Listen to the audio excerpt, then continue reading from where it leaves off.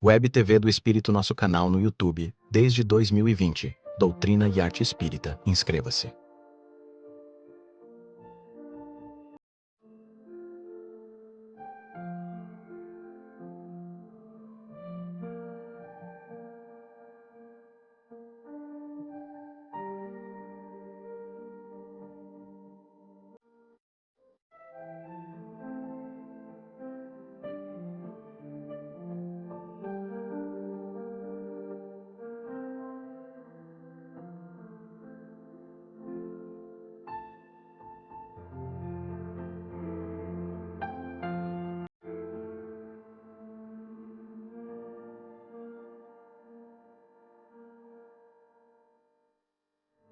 Boa noite a todos, sejam todos muito bem-vindos.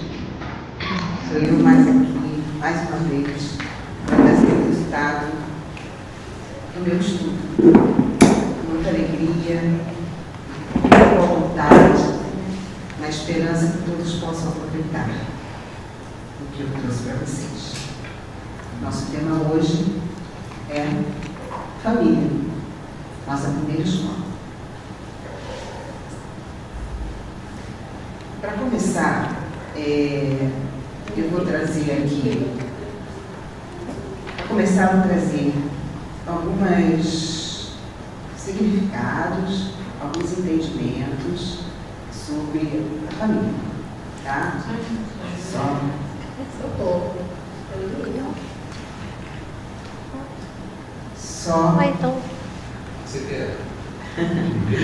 Só a título de... Abaixo faz. Ah, tá. Aí foi. Ah, então tá. É bom a gente estar entre amigos, né? Porque a paciência, tudo aquilo que a gente escuta e tenta praticar, né? É uma boa oportunidade, tá, gente? Significado da palavra família. A palavra família designa um grupo de pessoas unidas por laços de parentesco, afeto ou histórico de convivência. A sua definição abrange desde o modelo tradicional, sanguíneo, até configurações modernas, baseadas no acolhimento e no cuidado mútuo.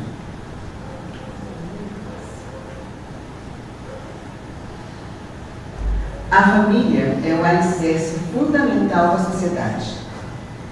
Ela atua como a primeira rede de apoio emocional, financeiro e social, sendo responsável por transmitir valores morais e culturais.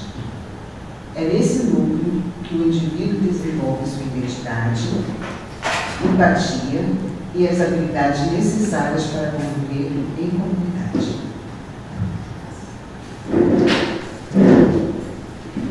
E o que significa família para a doutrina espírita? A família é a abençoada escola de educação moral e espiritual, oficina santificante onde se lapidam caracteres, traços morais e personalidade. Laboratório superior em que se fundem sentimentos, estruturando-se aspirações, refinando-se ideias, transformando-se mazelas antigas em possibilidade preciosa para a elaboração de trabalhos edificantes. A família, pois, o mais prodigioso educandário do progresso humano, da revista Consolador. Então, eu trouxe o significado dos entendimentos que eu encontrei aí durante o meu estudo, e agora eu vou perguntar aí para a Fátima. Qual o significado de família para você, Fátima? Para mim, a família, eu acho que é a base de tudo. Na sociedade, tudo. É a base de tudo. Se a família ela não tiver uma base, ela não tiver um sustento, se aquilo se quebrar, se alguma coisa acontecer, ela acaba se desmoronando, igual na própria sociedade. Qualquer coisa que quebra os alicerces, ela acaba afundando, se desmoronando. Então, eu acho que a família é a base de tudo para nós. É de lá que nós começamos e é de lá que nós criamos e aprendemos e crescemos. Muito bem, dona Fátima. Tem uma outra pergunta. Quais valores deveríamos cultivar no seio familiar? Quais valores devemos cultivar no seio? Eu acho que o companheirismo, né? A troca, o entendimento de que a família é um elo, né? São elos que se unem e que a gente tem que aprimorar a troca, cultivar, como eu falei, essa troca de companheirismo, de amor, de amparo, de apoio, né? Eu acho que esses são os valores que a gente tem que cultivar desde pequeno, com a educação das crianças, né? Ensinar para as crianças o verdadeiro sentido do companheirismo da família, do verdadeiro sentido de amparo, o verdadeiro sentido de amor, né? Que tem que haver desde do alicerce. Acho que é isso, né? Alguém tem mais alguma coisa a acrescentar? Respeito, paciência. Sim. Isso é muito importante. Então tá, gente, agora então, dito isto, né? Vou trazer aqui alguns esclarecimentos. Esse negócio aqui está funcionando ou não? Mas a gente está escutando. Agora tá. Então tá. Próximo? Espero que tenha. Para a doutrina espírita, existem duas espécies de família: consanguínea, corporal, podemos chamar, espiritual. Em consequência, duas categorias de laços: de parentesco, as que procedem da consanguinidade e as que procedem das ligações espirituais. As famílias unidas por laços espirituais são duráveis. A gente sublinhou ali, chamou a atenção para fixar a ideia. As famílias espirituais são duráveis. Fortalecem-se pela purificação dos espíritos e se perpetuam no mundo espiritual através das várias reencarnações. As famílias unidas apenas por laços corporais são mais frágeis, como a matéria extingue-se com o tempo e muitas vezes se dissolvem moralmente já na atual existência.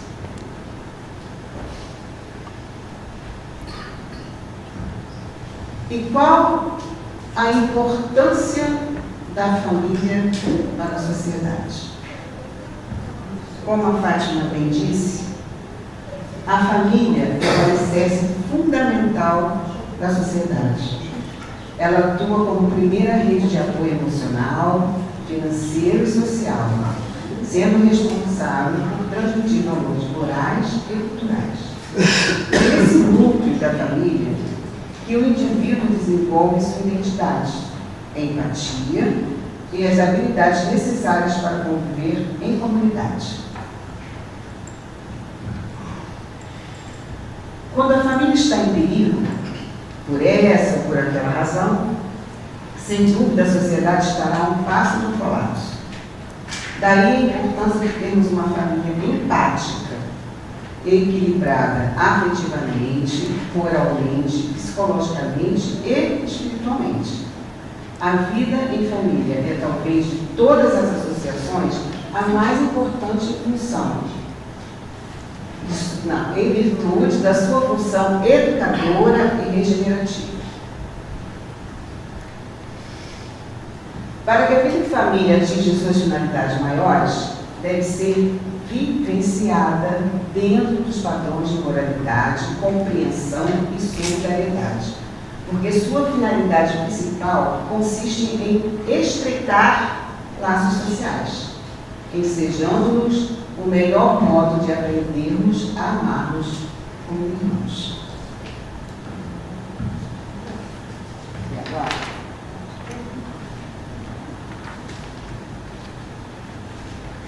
Pode passar.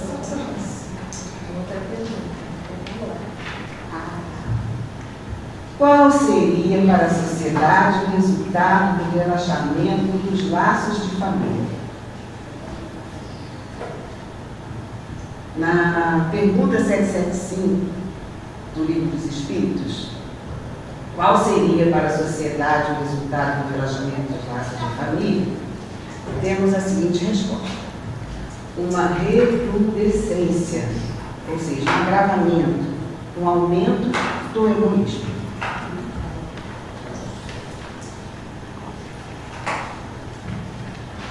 Os laços familiares tornam mais apertados, mais coesos, mais sólidos os laços sociais que visam o progresso dos seres e das coletividades.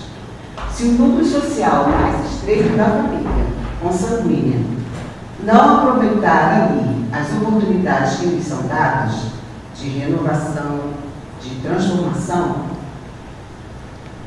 esses laços, não tão bem formados, não consolidados, eles vão também alcançando a sociedade como um todo. E nós teremos o agravamento do egoísmo. Uma vez que no seu seio familiar, né, você não consegue manter esses laços unidos pela fraternidade, por todas aquelas características que nós falamos, pela moralidade, pelo respeito, as coisas vão se afrouxando, os laços vão se afrouxando. E esse afrouxamento traz prejuízo de uma forma geral.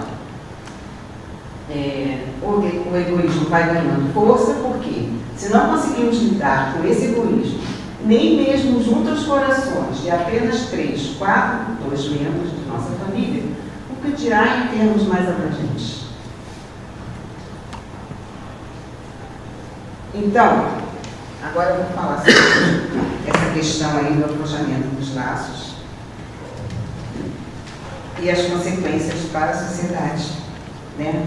A gente está vivendo atualmente, aliás, há um tempo, né? Já faz um tempinho, aspectos na sociedade onde a gente vê muita violência, onde a gente vê a guerra, onde a gente vê o preconceito, a gente vê várias mazelas aumentando de uma forma exponencial, uma velocidade assustadora, né? Então, isso é o quê? É reflexo de uma sociedade que não teve como base famílias que cultivassem os valores morais. Famílias que não colocaram no devido lugar o que é o valor da matéria e o valor da vida em si, das emoções, das qualidades, do afeto, da solidariedade, do amor ao próximo, o bem comum, a solidariedade. Porque o egoísmo não vê nada disso. Não vê nada disso. Então, se nós, dentro do nosso meio familiar, não cultivarmos esses valores, valores morais, valores humanos, como é que a gente vai conseguir fazer que esse sentimento se espalhe?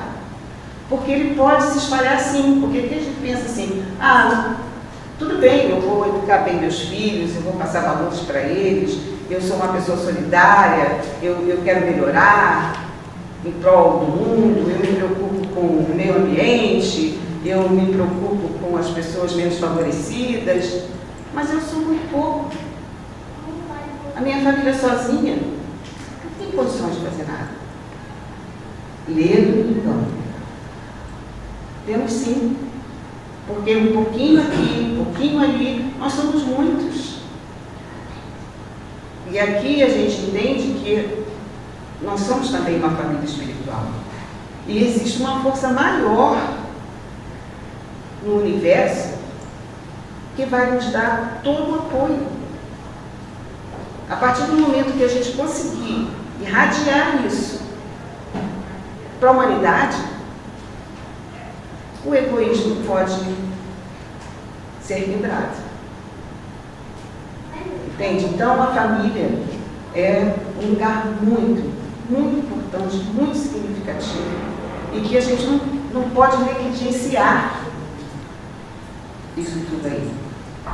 Aí eu também costumo falar, perceber, né, nesse tempo que eu tenho estado aqui com vocês, participando dos estudos, me arriscando aqui de fazer uma palestra, né, eu observo 2 pontos que a gente sempre comenta.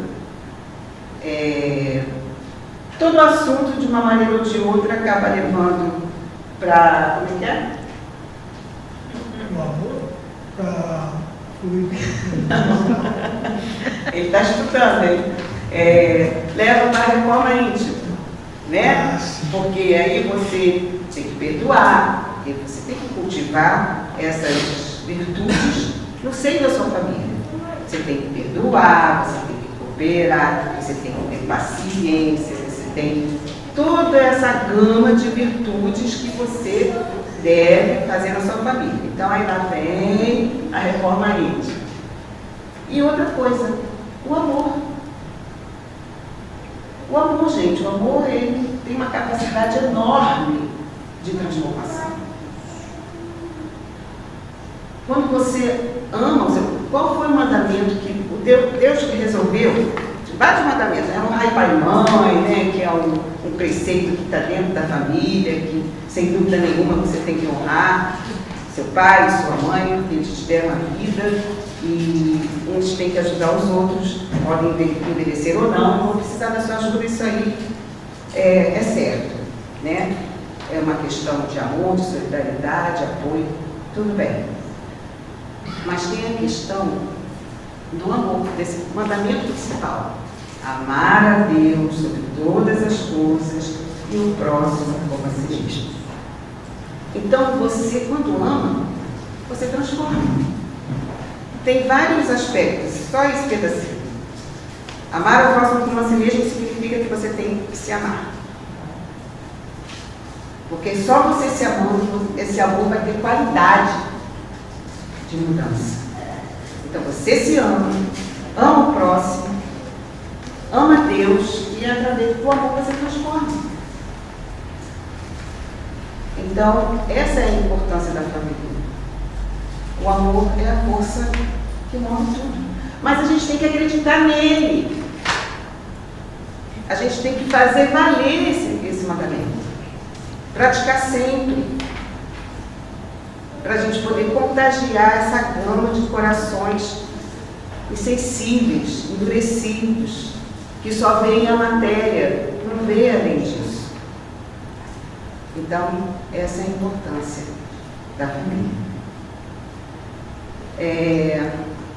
Aí agora eu vou comentar aqui um assunto que, quando eu comecei a fazer o estudo, né, eu me lembrei da época que eu pensava assim, né,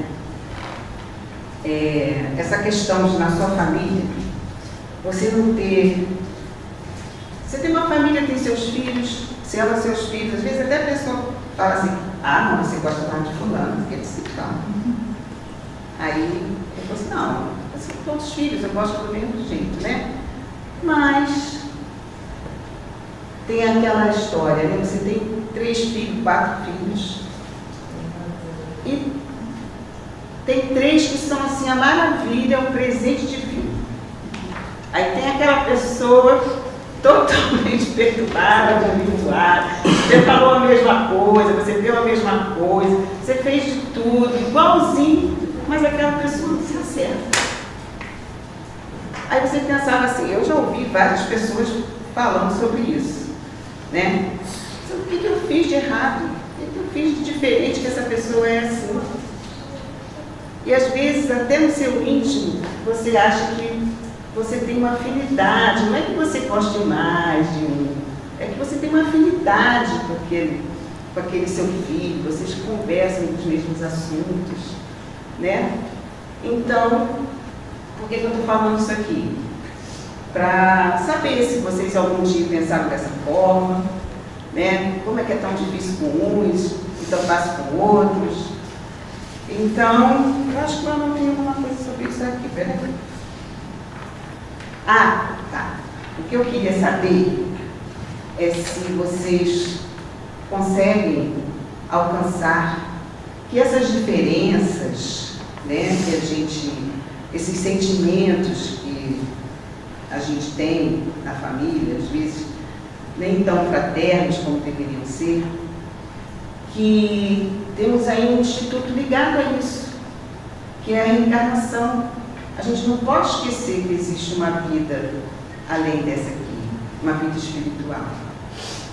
E dessa vida a gente traz afetos e desafetos. E a família tem essa função, esse trabalho de amar o desafeto, acolher o desafeto, para poder ajustar. E aqueles com quem você tem mais afinidade é que vão te dar o apoio na hora da confusão, que um briga com o outro. Aquele que você tem uma afinidade é uma bênção que Deus te deu. Trouxe aquele espírito já familiar a você, aquele espírito que já foi ligado a você em outras vidas. E trouxe essa proposta de auxílio, enquanto aquele outro, que certamente alguma coisa você fez para ele vir com essa implicância, é uma oportunidade de aprendizado, de melhoramento, uma oportunidade de progresso. Então, é isso que eu queria falar para vocês. E a gente tem mais uma coisa. Agora eu vou fazer a leitura do epílogo de um dos livros que eu me baseei para trazer esse resultado para vocês. É muito interessante. Na verdade, falo com palavras mais apropriadas, né, sobre o que eu conversei aqui com vocês.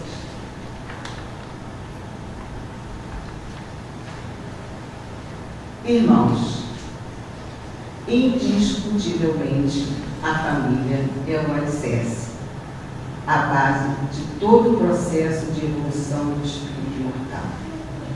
E por isso mesmo deve merecer de todos nós atenção e cuidados primorosos. No seio da família, nos reunimos com os nossos afetos e com os nossos desafetos de outras existências. Muitas vezes, espíritos que ferimos, traímos, ofendemos, negligenciamos com nossos comportamentos infelizes. E hoje, mergulhados na misericórdia de Deus, podemos reencontrar esses irmãos para construir com eles um futuro harmonioso. Um dia a dia de renúncias, sacrifícios, perdão, sem todas aquelas queixas que apenas fazem recrudescer o coração. A raiva, o ciúme, a revolta, a indignação e até mesmo, em algumas situações, a negação do amor do Criador por sua criação. Unicamente por nos sentirmos contrariados no atendimento de nossos desejos escusos e inconsequentes. Recusar a convivência da família ou transferir a outrem as responsabilidades que lhe cabem é adiar a conquista da verdadeira felicidade. Quando então, pelo cumprimento do dever familiar, a criatura terá a consciência dulcificada pelo trabalho do bem, realizado com empenho, coragem e esforço sincero. Disposição diferente levará o espírito a se algemar a outros irmãos, assim permanecendo em encarnações futuras, até que todos os equívocos sejam devidamente esclarecidos e os sentimentos se alinhem verdadeiramente às propostas amorosas do Divino Mestre. Não podemos nos iludir quanto às facilidades oferecidas pelo mundo, que levam muitas vezes às lutas que acontecem entre as paredes de uma casa. Pois justamente por recusar o trabalho remissor que voltamos ao campo de serviço para recomeçar o processo de reconciliação, que outrora abandonamos, alimentados pela indiferença e pelo descaso por aqueles com os quais nos reunimos sob o mesmo teto. Necessário se faz que dispensemos à família o nosso melhor tempo, o tempo devido para amarmos aqueles que lá se encontram comprometidos conosco, exigindo-nos o exercício constante de compreensão, da tolerância, do perdão e da compaixão. Assim, estaremos revivendo um tempo novo que virá, um tempo de paz, onde viveremos e conviveremos com alegria, sob o doce e suave compasso da harmonia, da amizade, do companheirismo, do amor, do tão decantado amor divino. Com votos de muita luz, recebo o nosso respeito e sincero agradecimento e mando Amaral Pereira. Então, espero que eu tenha conseguido trazer para vocês uma boa palestra. Agora eu vou deixar minha amiga para fazer a segunda parte, tá? Vamos lá, gente. Você quer que eu fique passando um negocinho para você? Nossa, está compelindo a questão dos deveres dos pais, missão espiritual da educação. Então, depois dessa reflexão que o declamação que colocou aí, nós vamos aprofundar esse ponto essencial, que é a missão espiritual dos pais na educação dos nossos filhos. A importância, né? Dá para ter uma noçãozinha só pelo que ela falou, a gente já percebe isso. Para isso, vou percorrer com vocês 9 ideias centrais. Cada uma delas nos ajuda a perceber que educar não é apenas cuidar, sustentar, então orientar. Não é só isso não, gente. Vamos saber orientar, nem só orientar. É muito profundo. Educar é também formar a consciência, o caráter e a alma. E essa missão começa muito cedo, dentro do lar, no testemunho diário e no amor com que os pais conduzem seus filhos. Então nós temos que saber ter dentro do lar uma harmonia. Sem harmonia, a gente não consegue, né? Passa, eles olham tudo. Tem uma netinha pequenininha, se passar quando fala as coisas, mas eu falei isso, volta à frente. Então a gente tem que prestar muita atenção. O tempo da infância. Por que a infância humana é tão longa? A gente que estuda, né, a questão do espiritismo, a gente sabe que nós, espíritos imperfeitos, a nossa infância é muito mais longa do que os espíritos felizes, perfeitos, né? Como Jesus. Seria uma infância se tivesse essa questão da encarnação. Quem sabe que a encarnação, depois de uma certa, quando chega um nível, é só ser desejar, porque não há necessidade, né, do aprendizado em si, já está bem adiantado, mas seria curta, não seria tão longa. A infância humana é longa e isso não é por acaso. Diferente dos outros seres, vamos pensar nos cachorrinhos que estão aqui, a criança precisa de muitos anos de cuidado, orientação e convivência para amadurecer. Esse tempo prolongado revela que o ser humano não nasce pronto. Ele precisa ser formado. E justamente aí entra a missão dos pais. A infância longa é uma oportunidade preciosa dada pelo nosso Pai, por Deus, para moldar o coração, os hábitos, os valores e a visão de mundo dos filhos. Por isso, cada fase da infância deve ser vista não apenas como crescimento físico, mas como tempo sagrado de formação interior. Então, nós temos aí um planejamento da sabedoria divina. Né? Deus sabe que é necessário esse tempo prolongado. a plasticidade, ou seja, a facilidade para a fixação da aprendizagem. A criança, ela é muito mais fácil, né? Ela é com barro que você consegue moldar. Então, nessa fase é tão importante a gente passar, porque ele consegue pegar e fixar muito mais fácil. Um momento de ouro para a aquisição de novos hábitos. Nós somos espíritos que viemos de outras encarnações, então a gente consegue perceber, às vezes, algumas coisinhas que aquela criança, do nosso filho, a gente precisa ter que modelar, ter que mostrar, ter que educar. Filhos, empréstimo divino. Patrimônio superior que a divindade concede por empréstimo. Quando olhamos para os filhos como um empréstimo divino, nossa responsabilidade muda de dimensão. Né? Isso não é meu, não pertence, não é um bem que eu tenho.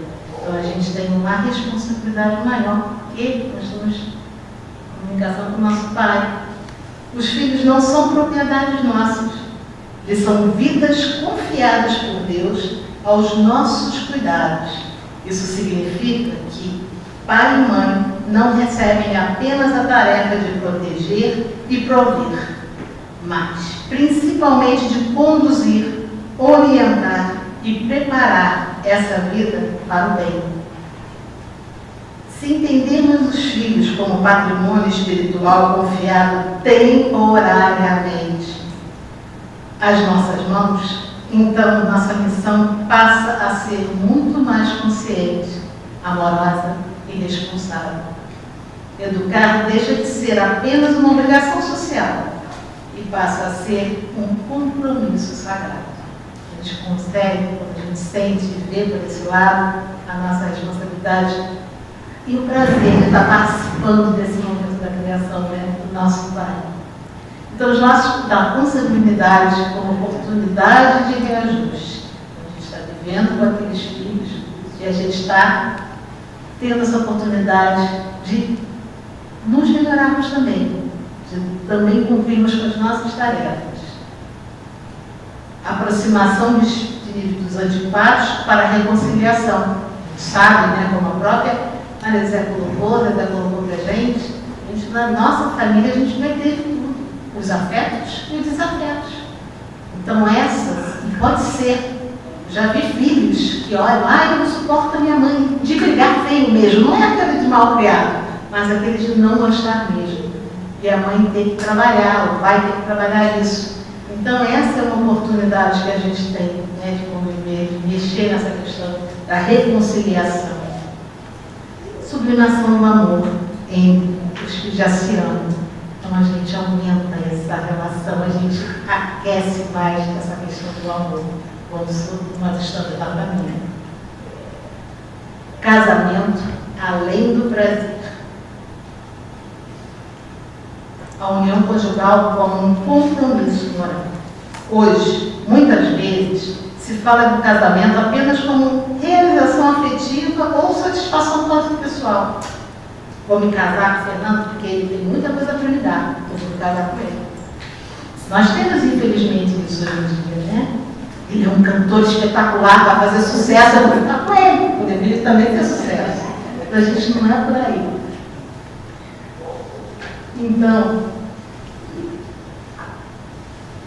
mas quando pensamos na família como primeira escola, entendemos que a união conjugal vai além do prazer e da convivência a dois. O casamento é também um compromisso moral, porque dele nasce um ambiente de formação para os filhos. A relação entre os pais ensina silenciosamente. Eu já falei, nossos atos, a gente age, os filhos só ficam olhando, nós somos o exemplo. A forma como se tratam, esse casal se trata, como enfrentam as dificuldades, como exercem respeito, paciência e fidelidade. Tudo isso educa, gente. Então são pequenas coisas que a gente às vezes nem se dá conta, né? Eu vou brigar com o Fernando? Que droga, vai embora, sai daqui. Você tem alguns exemplos de brigas, de discussões, e os filhos pegam. Eu peguei ele de Cristo hoje. Então, a gente tem que ter muito cuidado com o nosso fala, com o nosso. Antes mesmo de ouvir conselhos, os filhos leem a verdade do casamento na vida concreta dos pais. Está presenciando, estão vendo toda hora, vivenciando aquilo, sentindo. Então, a nobreza da psicologia, da metodologia da educação, como, gente, é saber tentar se relacionar. Não está legal? Eles não vão conversar? Vamos fazer uma ideia? Vamos lá. Para a gente poder resolver isso, né? Poder melhorar esse ambiente. Ver o que a gente pode acertar, porque a gente está passando isso para os nossos filhos. Então a gente tem que pensar nisso. Olha a nossa responsabilidade, né? Ele nos deu. E nós, nas programações, antes de estarmos aqui sentando, para fazer o nosso planejamento, paciência, vou acabar Fernando, vou ter o filhinho ali para mim. Você já começa a planejar e você aceitou isso. Se você aceitou, você tem a noção, então a gente já se prometeu. Então vamos tentar, gente, tentar agir, andar direitinho, né? A escassez do afeto nos processos modernos, porque infelizmente a gente está vivenciando isso, né? Essa questão de troca, parei, nunca mais sabia que se não, Fernando, vou casar com gostei mais dele, tá? Então a gente está trocando, né? Não está dando a chance. A chance. Vamos conversar? Não é para ficar a vida inteira, se eu estou brigando com ele a nível de perder o respeito, não. Tchau, Carol. Vamos cada um viver o seu. Mas vamos primeiro ver se há possibilidade, né? Porque até esse momento que você vai conversar ele, o filho percebe, os filhos percebem. Está dando a chance e a gente está ensinando. Os pilares do amor, companheirismo, diálogo franco, como eu falei, de conversar, não botar tudo envolver o que é, solidariedade, indulgência e energia moral. Não ser indulgente. Vamos olhar, sou eu que tenho que baixar, eu não estou legal, né? Eu estou sendo muito grossa, pegando, ele não está me aguentando mais. Então a gente tem que ter mais tranquilidade, vamos mudar meu jeito de falar, meu jeito de falar. Mas a gente conversando, vivendo, colocando numa boa. O lar como oficina de modelagem. O caráter e informação é argila plástica, como a gente já falou antes. Né? E as crianças estão fáceis, a gente consegue modelar se a gente começar a ensinar. Esse slide traz uma imagem muito bonita. O caráter e informação como uma argila plástica. A criança está em processo. Ela está sendo moldada todos os dias, eu posso falar que a todo momento, a cada hora, a cada segundo. E o lar é essa oficina de modelagem. É em casa que a personalidade recebe marcas profundas, para o bem ou para o mal. E a gente vai ensinar também coisa errada, né? Não falo, dependendo de como seja a nossa cabeça, e a criança aprende. No lar se aprende a falar, a reagir, a respeitar, a obedecer, a amar e a lidar com frustrações. A gente tem que ensinar os nossos filhos. Não dá para a gente colocá-los numa redoma de vidro e proibir. Não, deixa ele sentir isso, ele saber disso. A gente tem que, porque se eu não tiver aqui, ele vai ter que começar a viver, né? Então a gente tem que mostrar, tentar melhor pelo amor, né? Trabalhar isso e ensiná-los. Por isso, o ambiente familiar precisa ser consciente da sua força educativa. Cada palavra, cada correção, cada gesto de carinho ou de impaciência deixa impressões. Fica tudo marcado. O lar modela mais do que imaginamos. O poder insubstituível do exemplo. É sempre através das nossas ações, das nossas atitudes, da nossa fala, eles aprendem. Assistência constante e presença ativa. Estejamos sempre, que possível, sempre ao lado. se coloque realmente para que seus filhos falem, conversem, e não procure o vizinho ou o amiguinho para poder discutir alguma coisa. Vamos lá, não tem a cabecinha às vezes aberta? Ah, não, eu queria falar sobre drogas. Não. Vamos lá, o que a gente vai... A mãe não sabe direito, vamos estudar junto, vamos entender o que é isso. O que significa uma cocaína, o que significa uma maconha, o que significa uma... Saber, eu não sei, então vamos ver, para a gente entender o que é isso. Mostra a amizade, o interesse de auxiliar. Formação de hábitos salutares na personalidade e delineamento. Então a gente mostra através dessa conversa, deixando aberto, que a gente vai auxiliá-los. Vai conseguir moldar esse ser, né? O equilíbrio da liberdade. Equilíbrio da liberdade. Para a liberdade real é necessária a responsabilidade. Sem ela, cara, não é. Seguir louco, pegar um carro lá 100 por hora, 100 por hora, direto, vão doidos sem parar, não.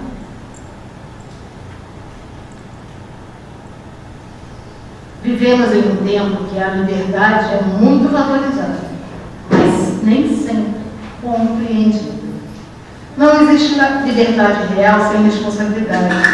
Se a criança cresce fazendo tudo o que quer, sem limites, ela não se torna livre. Ela se torna refém dos próprios impulsos. Então, a gente está ensinando a eles a dar atenção ao impulso. A gente sabe que a gente tem impulsos, nós não somos espíritos perfeitos. Então, nós temos uns pensamentos, às vezes, que não são legais. Se eu não sou educada para poder me controlar, eu vou fazer aquilo. E aí? Limites, quando dados com amor, não aprisionam, ao contrário, desorientam. A verdadeira liberdade nasce quando a pessoa aprende a escolher bem. A gente sabe que para escolher a gente vai perder. E essa aprendizagem começa em casa, quando os pais sabem equilibrar carinho e firmeza, não deixar que o carinho ensino não, que Jesus nos ensinou. E a firmeza de falar assim, não, isso não pode, isso não deve. E o acolhimento e a direção. Então a gente acolher para ensinar que a direção a seguir é essa. Não sabemos o que devemos fazer. Então, assim, ensinar a discernir desde cedo o triângulo do agir, o que é, o que se deve, pode ser feito, e o que convém, e o que se pode realizar. A gente tem que visitar, começar e mostrar para eles. Evitar os excessos, nem severidade extrema, nem aflição exagerada. Vamos nos controlar para poder acreditar. Igual eu falei, filho chegar, eu queria entender sobre droga. Não, vamos sim, vamos sentar, vamos conversar. Não sei, vamos tentar pesquisar. Não tenha vergonha de falar que eu não sei. Vamos pesquisar juntos? Vamos entender o que é isso? É a melhor coisa. Sinceridade. Eles gostam da verdade. A luz da fé e da humildade. Iluminar a consciência com a chama da fé. Falar de Deus sem cessar. Nenhuma educação é completa se formar apenas a inteligência e não iluminar a consciência. A fé e a humildade cumprem um papel essencial nesse processo. A fé ajuda a criança e o jovem a compreenderem que a vida tem sentido sim. Direção e valores que vão além do imediato. E a humildade ensina que ninguém cresce sozinho, que precisamos aprender, corrigir-nos e reconhecer limites. Quando os pais cultivam a fé no lar, pela oração, pelo testemunho, pela confiança em Deus, eles acendem uma luz interior nos filhos. Essa luz os acompanhará nas escolhas, nas crises e nas decisões futuras. Então, é essencial falar sobre Deus, sempre. A fé resplandece como um farol para todas as circunstâncias da vida. Quando a gente tem fé, a gente realmente é um farol, ele ilumina, ele nos esclarece, ele nos guia. Isso é lindo. Ensinar a humildade a respeito, antes, a grandeza da vida. Ser humilde, ser sincero, ter respeito com o próximo, ter respeito aos mais velhos, sempre nos mostrando, ver diferenças, entender e compreender as diferenças. A cobrança do futuro. O que lhe não concedas por negligência, ele te cobrará depois. Esse ponto é muito forte, porque nos lembra que a negligência na educação não desaparece com tudo. Nós negligenciamos, não fizemos a educação correta, vai bater a nossa prova. Aquilo que não se oferece ao filho no momento certo pode fazer falta depois. O amor não demonstrado, a presença negada, o exemplo não dado, a orientação omitida. Tudo isso pode reaparecer no futuro como vazio, dor ou cobrança. Então vamos sempre pensar, lembrar, estamos com uma responsabilidade que o nosso Pai Maior nos deu, de orientar essa alma. Educar exige atenção ao hoje, porque o amanhã será, em grande parte, consequência do que foi vivido no lar, naquele momento. O futuro cobra, sim, aquilo que o presente deixou de semear. Então vamos semear amor, vamos semear limite, sim, o sim, sim, não, não. Vamos educar os nossos filhos.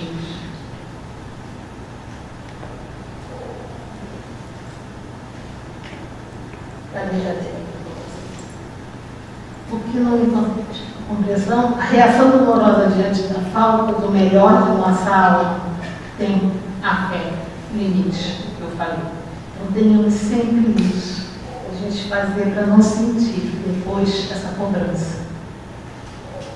Educamos para nós mesmos e para a sociedade. É bom a gente ver depois que nosso filho cresceu, está dando frutos, está seguindo o caminho dentro das possibilidades dele, mas tudo direitinho.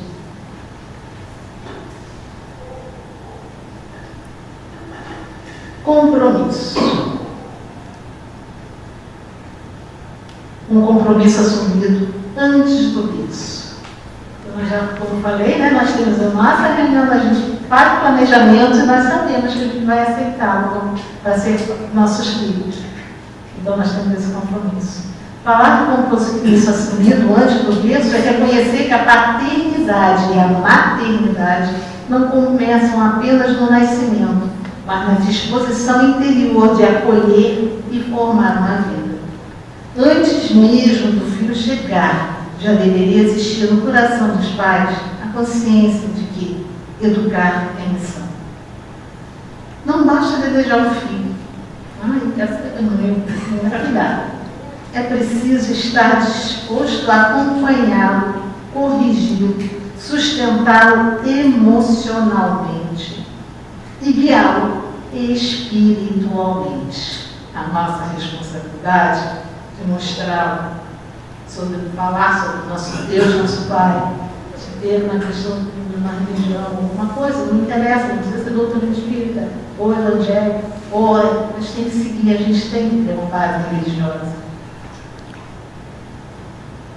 O compromisso verdadeiro não aparece só nos momentos bonitos, mas principalmente na constância do cuidado, na renúncia e na fidelidade à tarefa de educar. Então, use as próprias experiências, erros e acertos dos seus educadores. Nós vemos como a gente, os nossos pais, tiveram algumas falhas sim, como nós vamos ter, mas diminuindo. Vamos procurar diminuir essas falhas, não somos perfeitos. Então, vamos utilizar essas falhas e aprender o que deve ser feito realmente. Não poupe esforços na educação. a paternidade e a maternidade como meio de redenção pessoal perante a consciência cósmica. A gente tem que ter noção que a gente tem que fazer, ser realmente bons pais, passando para eles o que é necessário para serem boas pessoas. Lembremos, os recursos materiais que faltarem, a vida compensa, mas o amor, a fé e o exemplo que deixar de entregar, o tempo cobrará. Então, para encerrar esse último slide, educar um filho é a nossa maior oportunidade de provar a Deus que aprendemos a amar. Então, com essa que eu falei, para encerrar esse último slide, Deus me resume tudo com muita profundidade. A vida, muitas vezes, recompõe faltas materiais, como eu falei ali. Nem sempre é possível oferecer tudo o que se deseja em termos de conforto e recurso.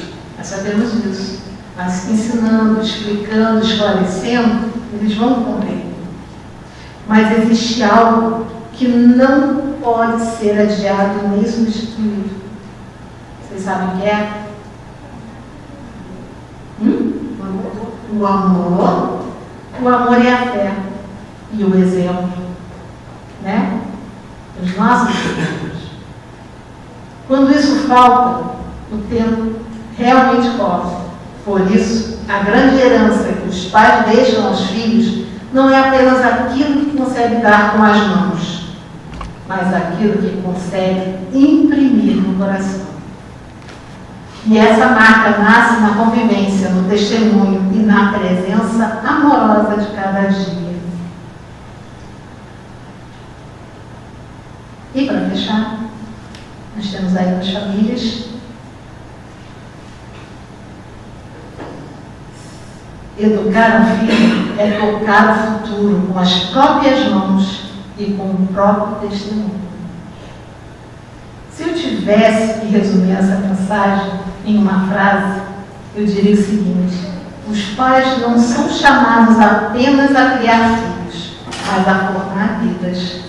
E essa formação não acontece somente com palavras, mas com presença, exemplo, fé, correção, humildade e principalmente amor. Quando a família assume essa missão, ela realmente se torna a primeira escola e talvez a mais importante de todas as escolas.